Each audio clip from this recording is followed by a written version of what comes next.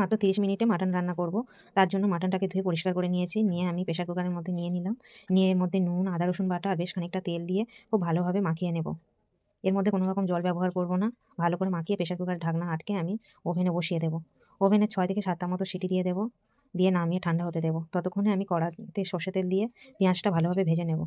বেরেস্তার মতো করে ভাজতে হবে।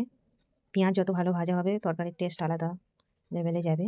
এবারে আমি একটা টমেটো তার মধ্যে দিয়ে ভালোভাবে কষে নেব। টমেটোর কাঁচা গন্ধ চলে গেলে এর মধ্যে কেটে রাখা আলুটা দিয়ে দেব। লঙ্কার গুঁড়ো দিয়ে দেব পরিমাণ মতো, যে যেরকম ঝাল পছন্দ করেন সেইভাবে দেবেন। হলুদ দিয়ে দেব। আর এর মধ্যে একটু ধনের গুঁড়ো অ্যাড করব।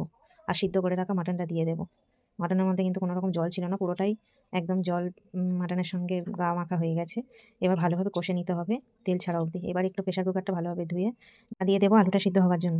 ঢাকা খুলে একটু নুন দিয়ে দেবো, নুনটা আগে দেওয়া ছিল যেহেতু অল্প দিয়ে দেবো, আর একটু নামাবার আগে গরম মশলা দিয়ে হয়ে গেলে আমার মাটনের লাল লাল ঝোল।